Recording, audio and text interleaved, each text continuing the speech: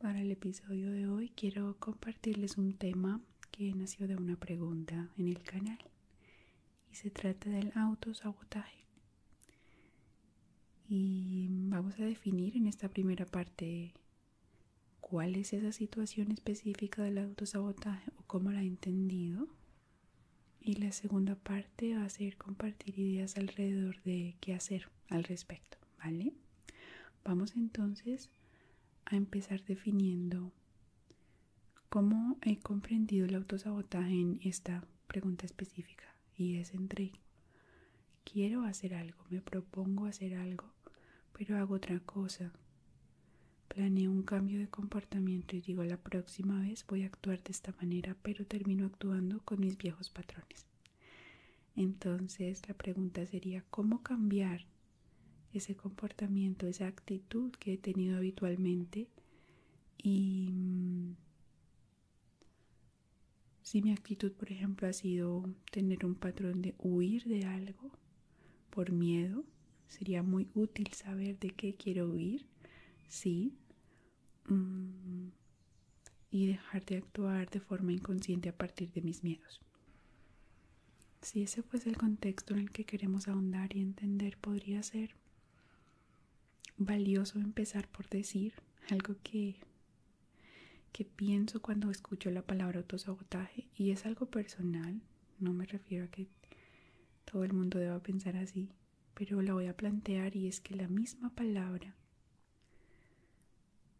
autosabotaje para mí como que me suena a un lenguaje de crítica o ataque con uno mismo. La palabra implica como un ataque o crítica con uno mismo, porque genuinamente uno no quiere hacer algo a propósito, y decir me autosaboteé es como lo hice otra vez, una recriminación, cuando de ninguna manera uno lo hace con intención. Es como si desconociera la palabra o denota un desconocimiento de claro que no fue por mi voluntad, han habido aprendizajes. Y sí hace parte de mi conducta, hace parte de mí, pero no soy yo en mi esencia, la parte que está perpetuando ese patrón. Entonces mi invitación es para que usemos un lenguaje que desde el lenguaje sea reparador el proceso. Que empecemos a precisar una manera de hablar que ya empiece a cambiar patrones, desde la comprensión de dónde viene este patrón, ¿no? Y es útil en términos de que pueda seguir usándolo ya habiendo modificado su sentido. No uso mucho la palabra, pero dado que es el contexto de la pregunta la voy a usar porque ayuda a comprender qué pasa. Me propongo algo y no lo logro. Tal vez el patrón de actuar inconscientemente describa mejor, aunque yo tampoco uso la palabra, pero sí es muy útil. Es algo que no soy consciente de y describe un poquito mejor. Bien, entonces partiendo de ahí continuemos con la segunda parte que propongo, y es ahondar en el qué hacer. ¿Cómo me aproximo a esta situación en la que me encuentro de querer cambiar algo y no poder hacerlo? O no encontrar la manera efectiva de hacerlo. Quiero que partamos del hecho, bueno, este segundo, ya la primera aclaración, el segundo punto sería pensar en la metáfora de la niña interior. Voy a hablar de que si tenemos una conducta es porque la hemos aprendido, y ese aprendizaje, esa reacción automática parte de una herida que yo voy a llamar como la herida de la niña interior. Me voy a aproximar desde esa premisa, que es la hipótesis que tengo que está causando este patrón automático o inconsciente de un miedo y algo que me hace huir. Entonces me encuentro una y otra vez huyendo de una situación porque tengo miedo de eso, y me digo no, pero ¿por qué pasa otra vez? ¿Sí? Si pensamos en la niña interior o el niño interior herido, podemos tomar como hipótesis que algo pasó. Sí, no tenemos conductas de la nada, sino aprendemos comportamientos. Nuestras conductas tienen una función.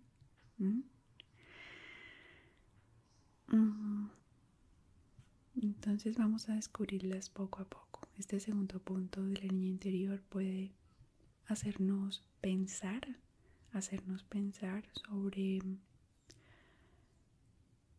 esa herida que nos lleva a tener miedo de. Por lo que hay que reconocer como primer paso, notar a qué estoy respondiendo.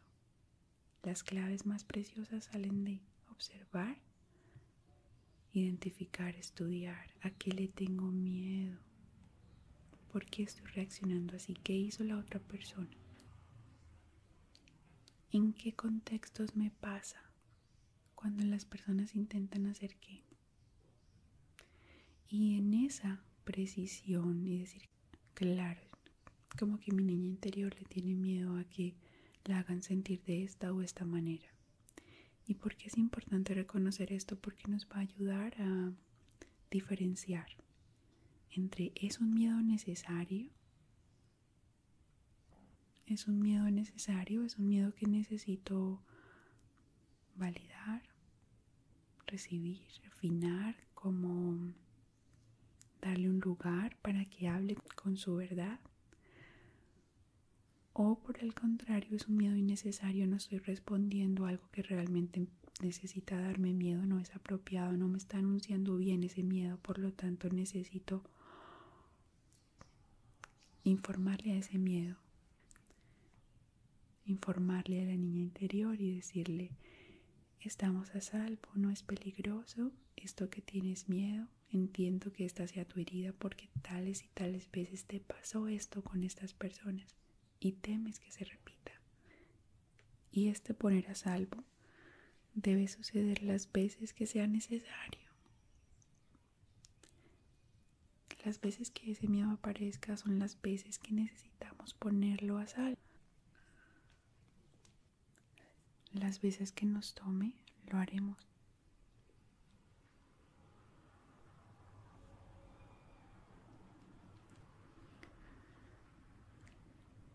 Las veces que sea necesario, porque la idea es ir refinando y actualizando como nuestro mensaje de peligro del pasado, de miedo, de huir de esto. Es un mensaje que nos va a llegar una y otra vez y la consistencia o paciencia viene de hay miedo, quiero huir, o no, otra vez, yo porque estoy otra vez autosaboteándome, sino, claro, mi herida sigue profunda, entre más se repite es porque hay más profundidad y más necesidad de comprensión, de reparación y de actualizar ese chip, por decirlo así. Esto no es peligroso. Y es importante que basemos la reparación en la comprensión. Luego vienen otros métodos que voy a compartir. Pero sin la comprensión no se puede hacer nada. Incluso hay niveles. O sea, yo lo veo como una espiral. Ese sería como el tercer punto. Lo veo en una espiral porque hay una reparación a un nivel, pero luego vuelve a salir ese miedo en otra circunstancia similar o de pronto en menor grado o en mayor grado, porque hay diferentes circunstancias. La conducta humana es de lo más complejo que hay. Y si hay algo que es cierto y es que es posible cambiar, claro que sí.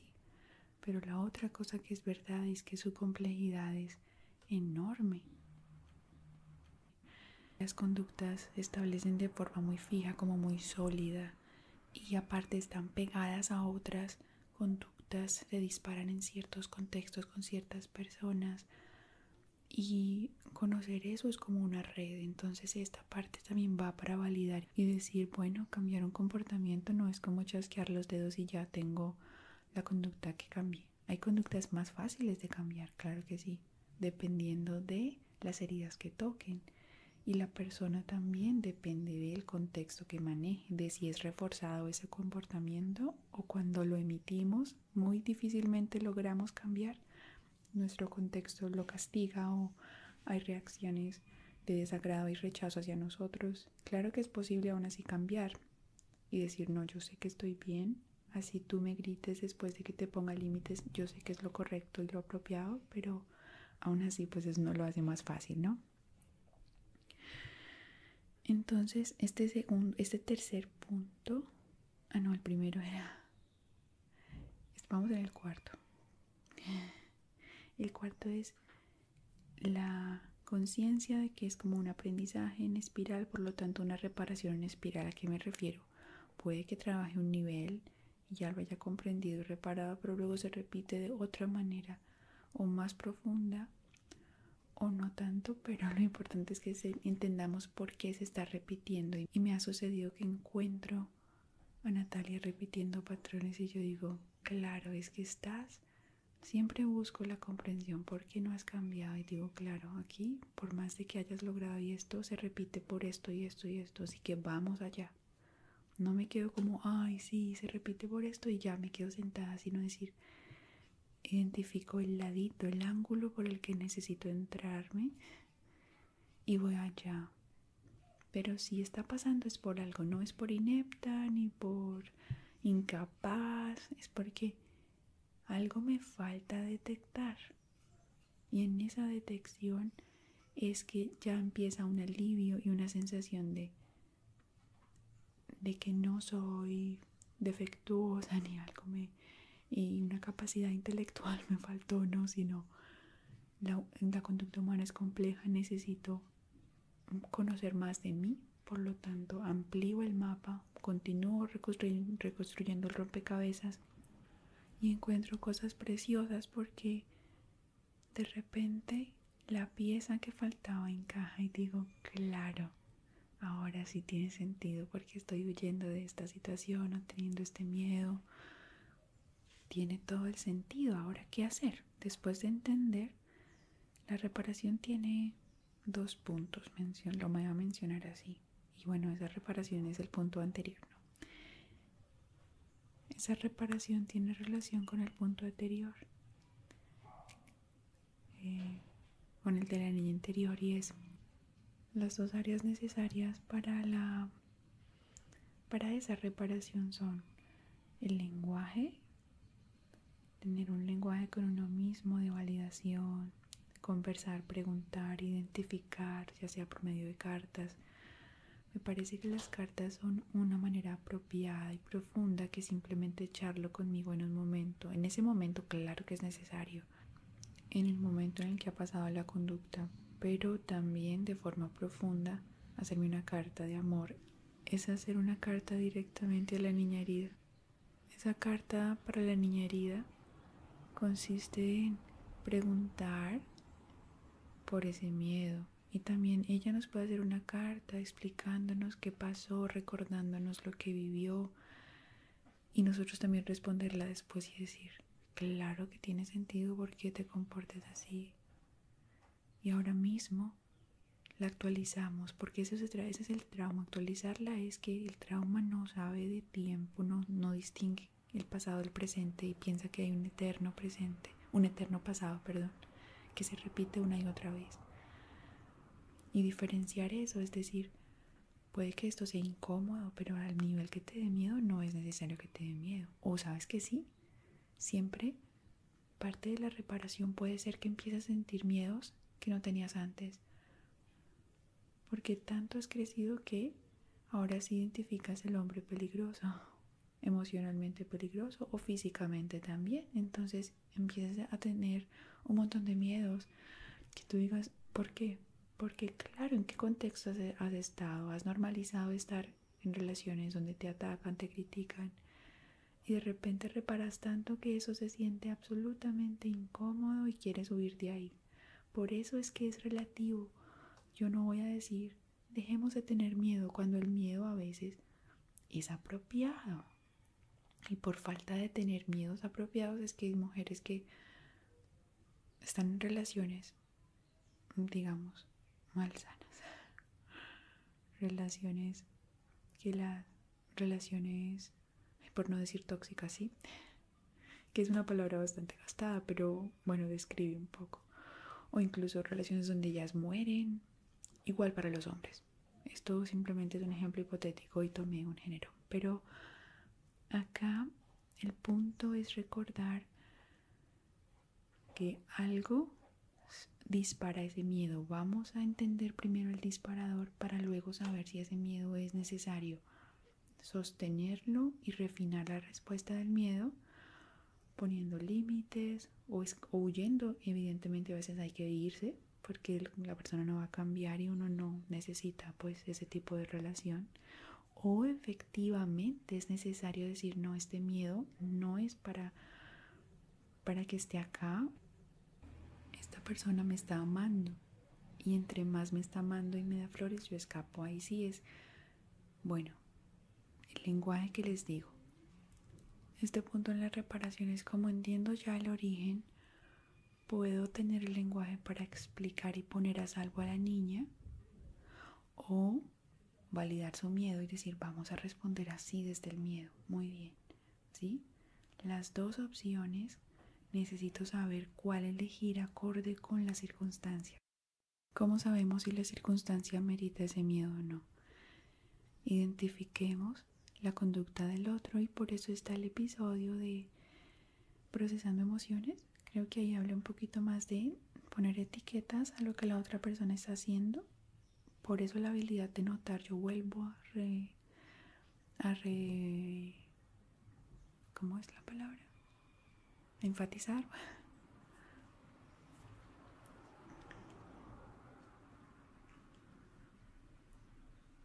Yo vuelvo a repetir, es esa.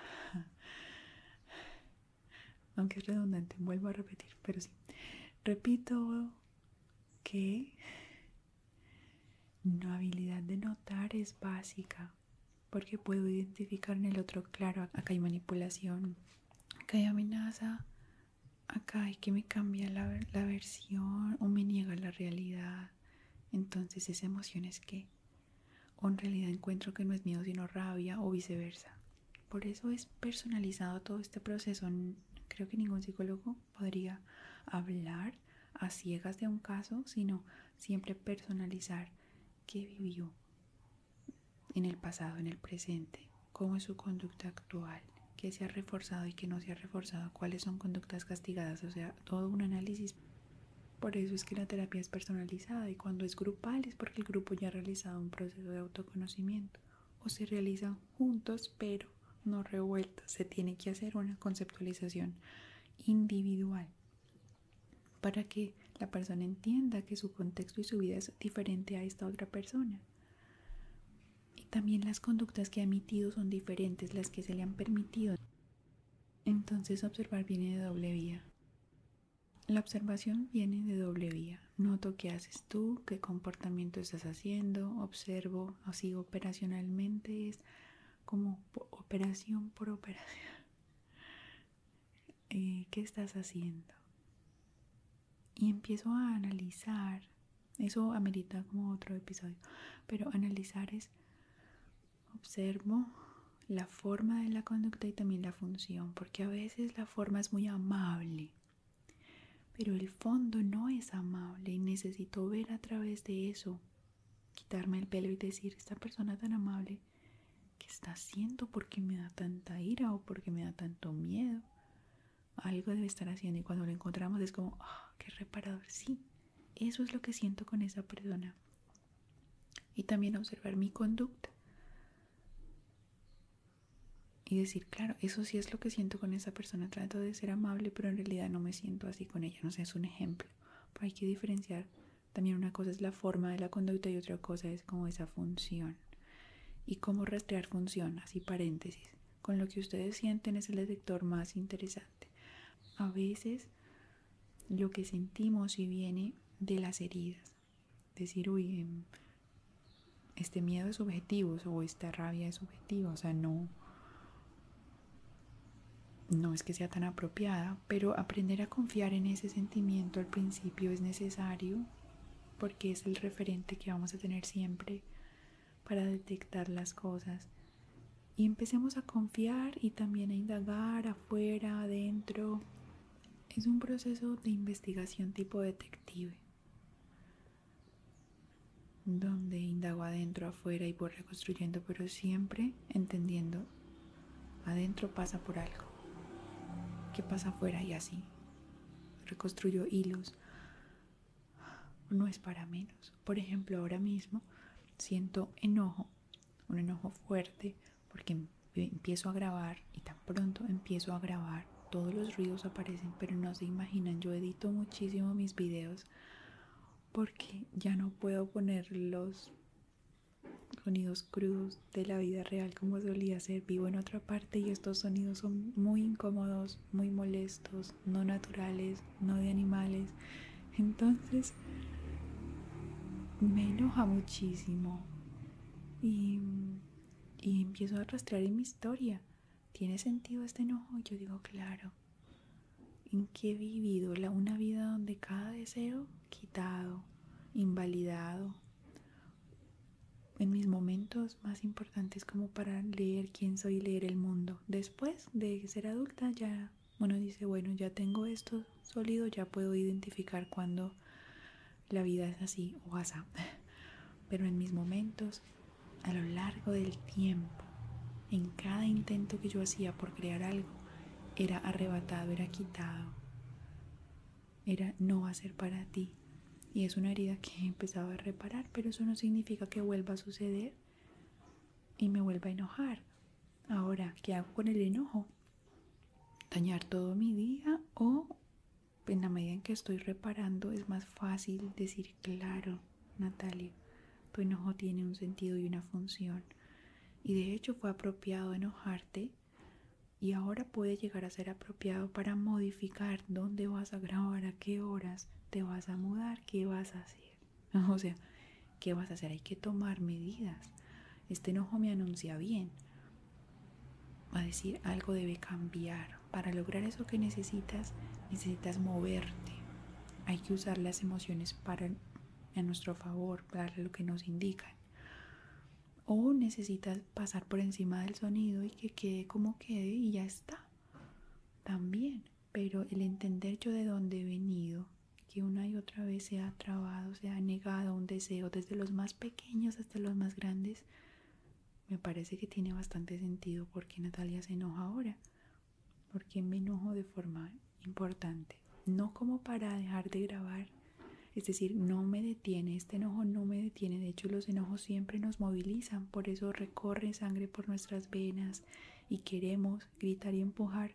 Pero acá nada va a ser empujado ni voy a gritar.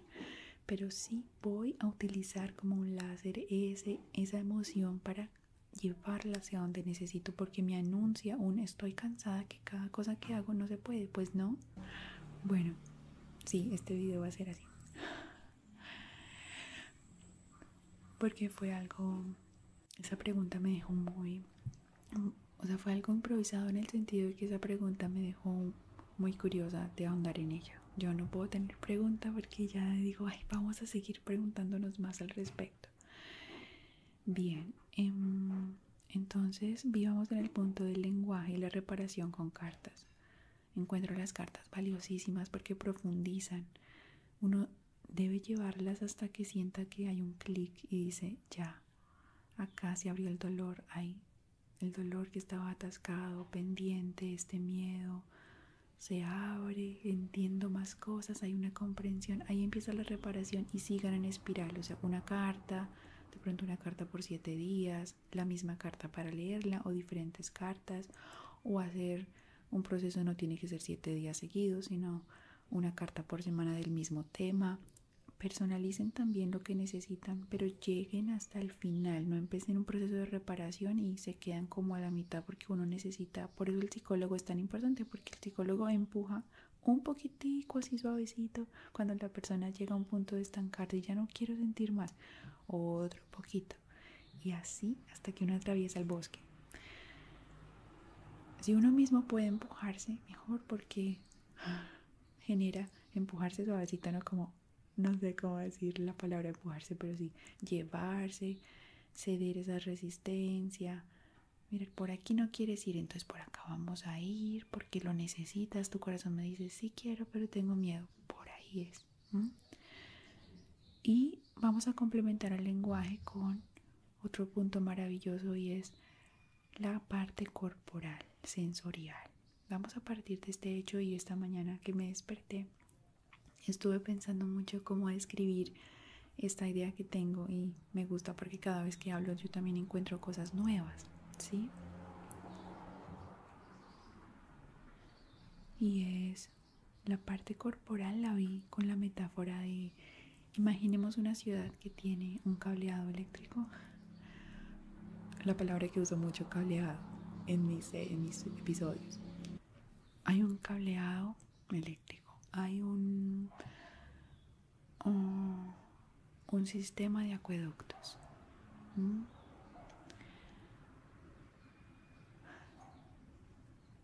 Hay también un sistema en que se transporta gas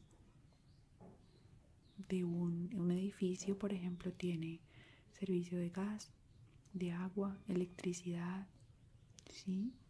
Incluso está internet, o sea, ahorita tenemos toda una red, estamos en esa red, ¿sí? Y esa ciudad tiene un funcionamiento instaurado de para dónde van los líquidos. El cuerpo humano lo veo así. A nivel biológico, de hecho, es así. Tenemos sistema circulatorio, sistema endocrino, sistema nervioso, digestivo. Imagínense que todo eso tan complejo está cableado con nuestras emociones, no está separado. Entonces imaginar que podemos cambiar un comportamiento a punta de solo pensarlo, entenderlo y repararlo con el lenguaje, no es, o sea, no es muy fácil y sencillo. Podríamos lograr las cosas, pero lo digo porque hay que validarnos y si no cambiamos esta vez, pues a la siguiente sí. Si el cuerpo pide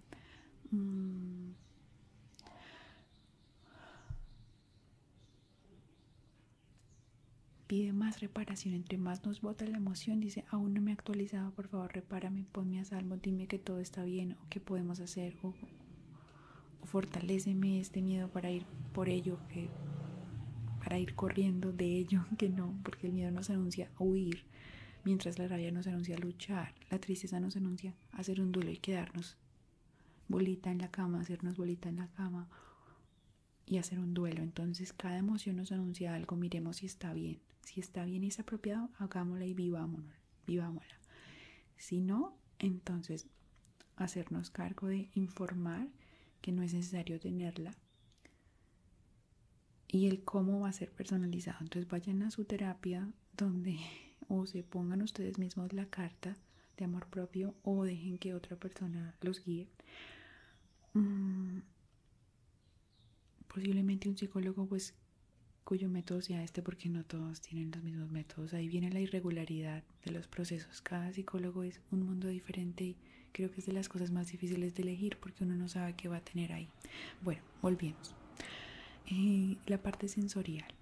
El cuerpo está como cableado así. Necesitamos llegar a él con la parte sensorial. Imaginemos que hay un bebé, yo soy de metáforas. Imaginemos que hay un bebé, y ahorita volvemos a la otra metáfora que dejé pendiente.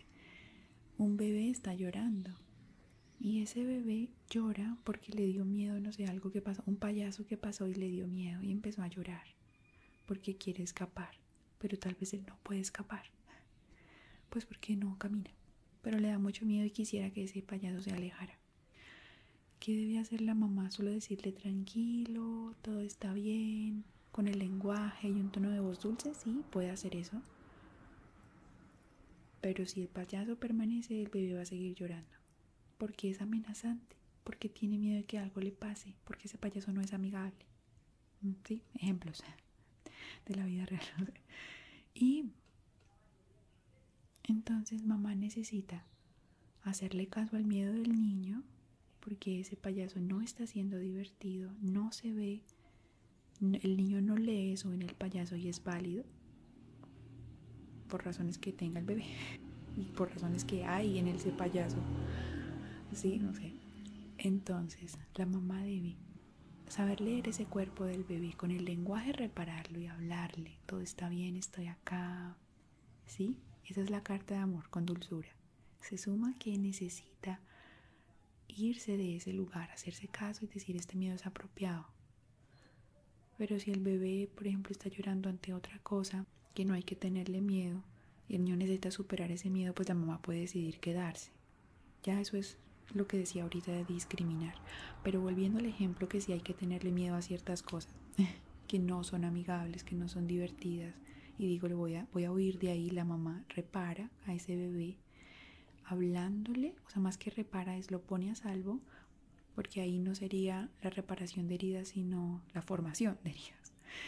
Y ahí el niño está aprendiendo muchísimas cosas, como el vínculo con su mamá, como que es peligroso, como si sus emociones son escuchadas, como si es válido y cómo las guarda en el cuerpo. Entonces, les decía, el lenguaje no es suficiente. Solamente y solito no, y la mamá le puede hablar y decir todo, pero si el contexto no cambia, no va a pasar nada. Y un tercer punto, si el cuerpo del bebé no está recibiendo caricias, cariño, una sensación de confort, de protección, tampoco le va a llegar. El niño necesita ser tocado, acariciado, lejos de ese payaso y seguirle hablando bonito y con dulzura. Necesita la caricia en su espalda. A veces los niños mismos nos indican dónde más necesitan ese alivio, esa compañía. También según la emoción. Hay niños que apretan un dedo como con mucha rabia y necesitan sacar esa ira apretando algo. El dedito de la mamá pues se aprieta y se le hace sentir al niño, es válido, estoy acá, entiendo tu miedo. Los niños no son bobos, son niños, son seres humanos y entienden las emociones perfectamente. Las leen mucho mejor a veces que nosotros, porque están muy conectados con supervivencia. Entonces debo llorar, debo gritar. El perrito, bueno, hace parte de un animal esta vez. Ahí lo voy a dejar. Creo que este episodio sí va a ser muy, porque llevo mucho grabándolo, intentando. Y son los sonidos de la vida real. Y digo, no, mi canal es esto. Quien ve mi contenido sabrá por qué lo digo. Bien. Entonces, volviendo. Es necesario la parte corporal. Por esa razón es que la reparación que hagan necesita una sensorialidad. Y aquí viene el tema de un reseteo como del sistema nervioso. Muy útil realizar prácticas donde el sistema nervioso reciba eso. Y esto, bueno, ha sido estudiado por la ciencia, no tanto, pero lo digo más como experiencia personal.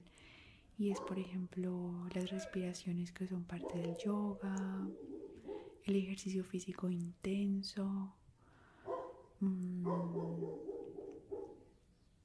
los duchas de agua fría, o sea, aquello que pone al sistema nervioso como en un estado de base un poquito más sereno para poder como también ver con más claridad. ¿Es esto a lo que le debo tener miedo? Y una vez lo identifico, digo, ya es que mi sistema nervioso ya está hiperexcitado de forma permanente.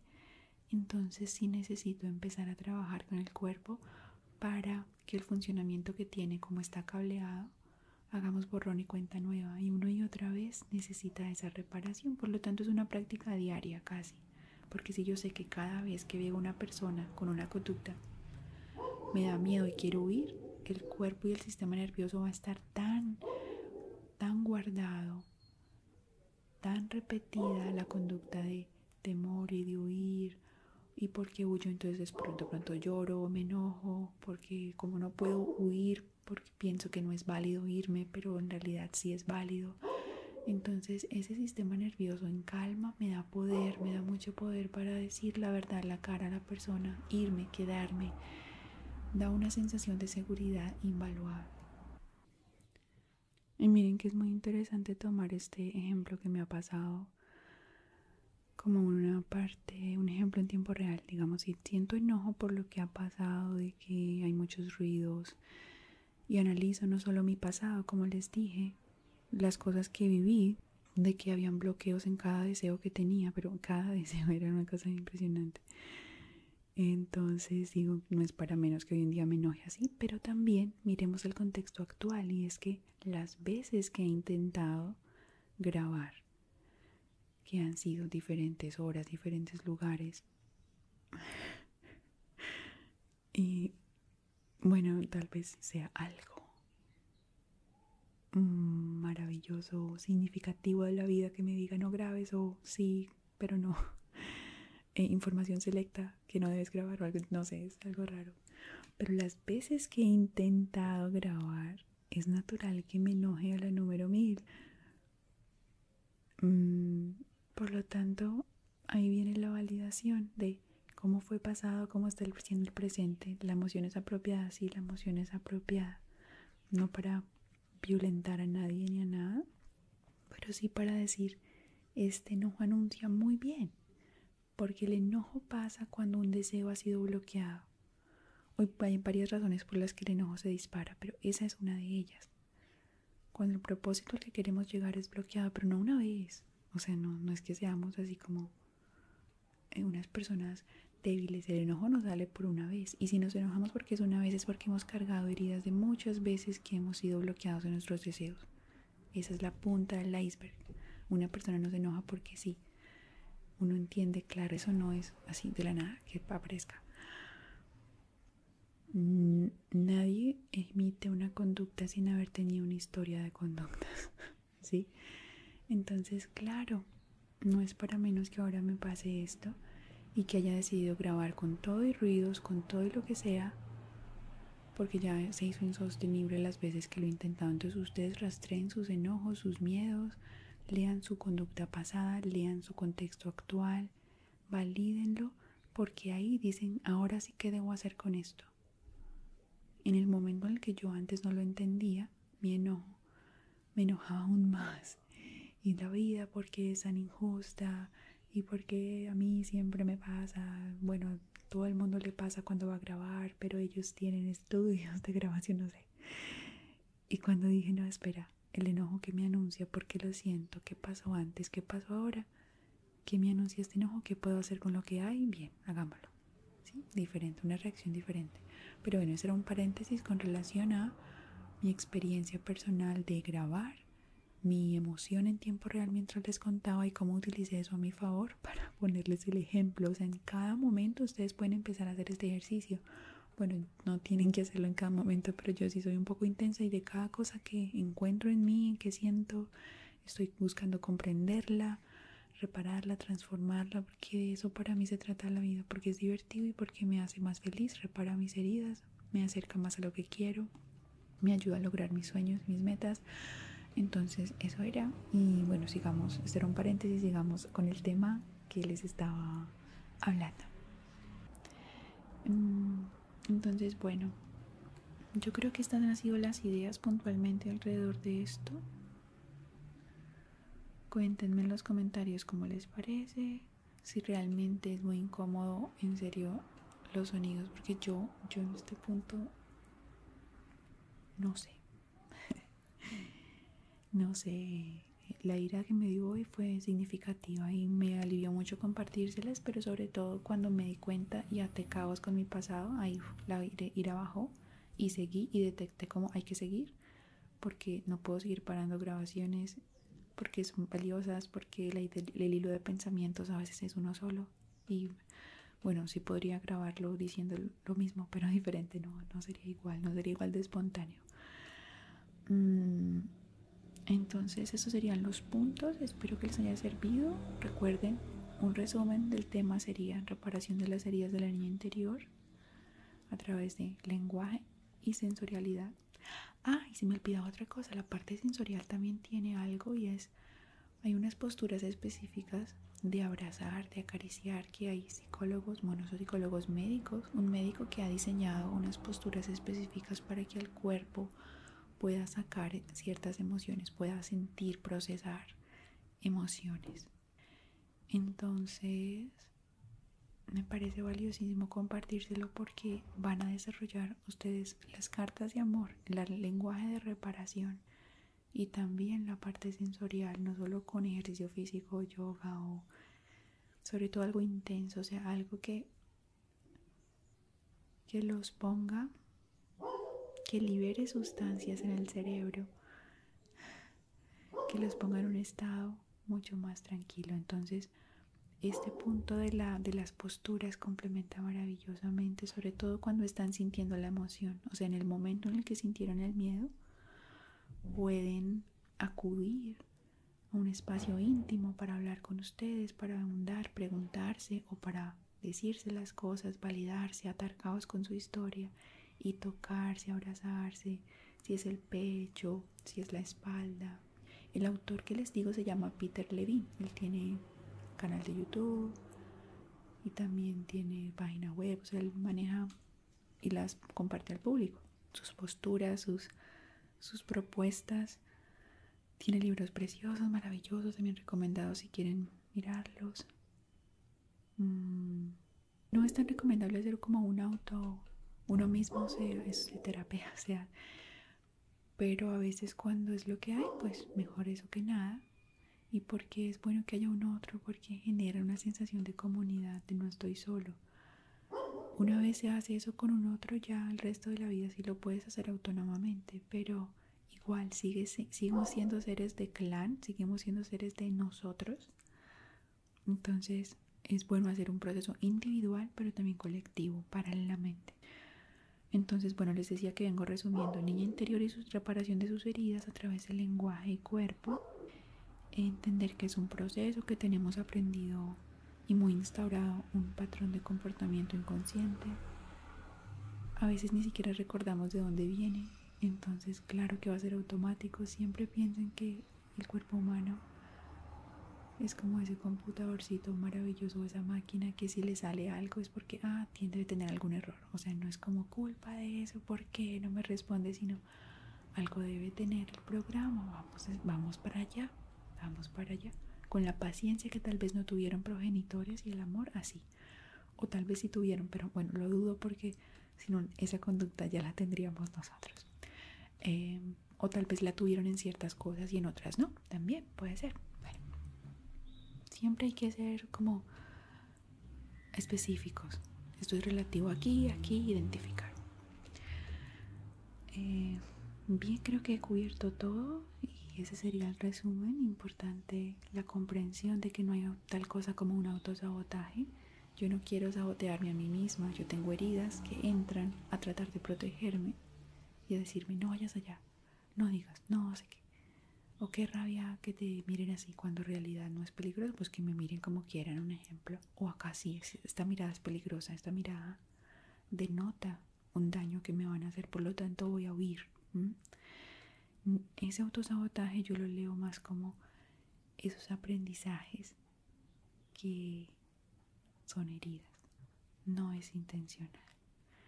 Y ese sería como la comprensión. Si ustedes comprenden sus heridas, es el primer paso para repararlas y posiblemente ellas se sientan así como, ay, gracias, porque no era mi culpa. O sea, tú me decías que era mi culpa y no era mi culpa. O sea, en el lenguaje interior de ese diálogo interno, que hay que saberlo utilizar a favor porque siempre lo vamos a tener, va a acompañarnos toda la vida.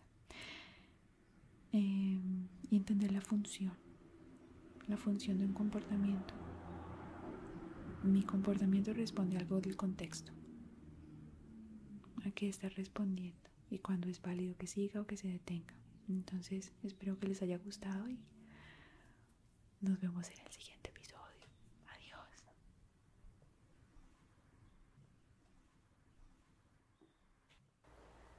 Quise añadir este bonus porque hay algo importante a decir, y es que cuando tratamos de notar lo que pasa en el contexto, necesitamos una mirada muy como incisiva, muy detallista y una generosidad de interpretación, pero sobre todo la capacidad de preguntarnos por qué otra vez, una y otra vez, porque hemos normalizado tanto las cosas que nos pasan que es difícil verlas, es difícil notar qué está pasando, porque incluso cuando las cosas estén preciosas y todo el mundo nos trate bien y todo se nos dé maravilloso, algo está pasando. No solamente es lo que pasa, sino también lo que no pasa, la ausencia de cosas también.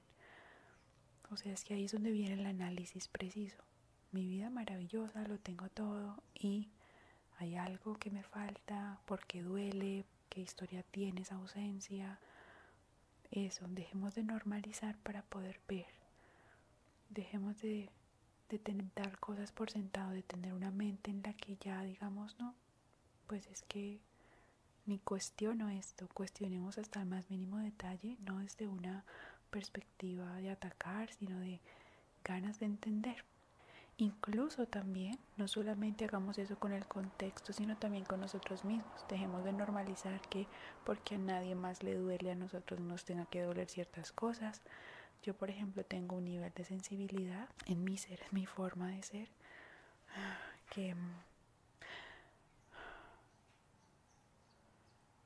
que me duelen ciertas cosas que posiblemente a otros no, pero ese dolor no es malo, ese dolor indica la necesidad mía de silencio, de introspección. Cuando digo que me duele, no es que me tumben en la cama, pero sí me golpea un poquito que ciertas personas tengan un lenguaje ordinario o que vayan por la vida indiferentes de sus emociones y las emociones de los demás.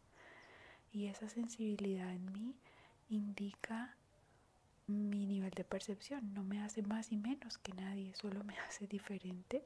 Y a la hora de entender qué me pasa, cómo siento, por qué siento lo que siento, debo apelar a esos rasgos que tengo y que esa misma sensibilidad me hace perceptiva, me hace...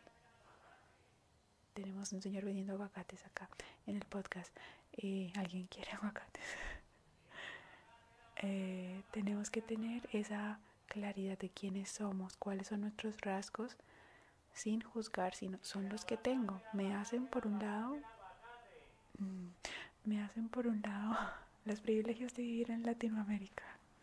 Señores y señoras, maravilloso, me encanta. Me encanta tener aguacates a la mano. Pero bueno, decía que es precioso que ese mismo rasgo que a veces me hace notar más emociones de forma permanente es un aliado, aunque también es un arma de doble filo. O sea, es buena, pero también la puedo usar en mi contra, criticándome, o en contra de los demás, notando y atacando sus cosas. O sea, todo tiene sus colores, sus matices. Ver las cosas como son es entender todos los matices y decir, claro, ya sé que hay algo que no me he pillado, entonces voy a descubrirlo en mí misma y en el contexto, y por eso es una espiral, porque cada vez descubro más cosas y más cosas y más lados, más razones del miedo, más razones de la ira, de la tristeza. A veces terminamos por descubrir que nos anuncian mucho mejor de lo que pensábamos. Yo cuando he atacado ciertas emociones, la tristeza, o cuando he atacado mi forma de percibir el mundo, luego descubro que tenía de algún modo razón, de cierta manera, al verlo así. Y descubrirlo es súper liberador, descubrirlo es claro. Es que no me puedo medir como la sociedad, el discurso de la sociedad. Es que ya no se te puede decir nada. Y ese es el discurso de la sociedad, que somos seres muy sensibles, que todo nos afecta, que nada nos debería perturbar. Y bueno, hay una espiritualidad ahí dentro de lo imperturbable. Claro, la idea es que que tengamos foco y dirección, pero eso no significa no sentir. Podemos sentir el mundo y aún así seguir. Entonces diferenciamos una cosa de la otra y sepamos leer quiénes somos, qué hay en nosotros y qué hay en el contexto, dejando de normalizar, quitando el velo que nos hemos puesto para no ver la realidad. Y la realidad es más dulce de lo que uno piensa, porque el dolor viene de atacarse. Entonces uno revela la verdad y dice, claro, no es que yo sea cansona, fastidiosa, súper mega sensible, como al punto de que no se me puede decir nada. Depende cómo se me diga así, depende la energía con la que se me lo diga, la actitud, la vibra. Y hay matices y puedo ver detrás de lo que está detrás, de lo que está detrás, y digo, por más dulzura con que lo hayas dicho, no se sintió bien. Y creer en esa brújula emocional. Entonces ese era el bonus que quería poner, porque algo que no nos deja hacer la validación como debe ser es esa normalización. Si algo estamos sintiendo es porque una mentira nos estamos diciendo. Yo siempre digo, la verdad nos hará libres. y nos hará tranquilos. Una vez encontremos esa verdad, ya hay paz. Ya hay paz. Una vez encontremos esa sensibilidad, hay paz porque se ha reparado y se ha visto las cosas como son. Y uno ya no teme decir, está bien. Por ejemplo, me enojó mucho todo el podcast, el ruido que había. Y una vez lo validé, lo entendí, dije, no es para menos que esto me incomode, que cada vez que pongo el micrófono aparezcan muchísimas cosas. No me estoy mintiendo, no estoy siendo exagerada, simplemente es la circunstancia que he tenido y es cierto. Y merezco sentir mis emociones. Y es una liberación. Y ya puedo afrontar la realidad como venga. Con todos sus ruidos y asumir si grabo así, si no grabo así. En fin, eso era lo que quería decirles. Tal vez si encuentre más, les diré, este es el segundo añadido, ¿cómo fue que dije? Bonus, pero esperemos que quede ahí. Adiós.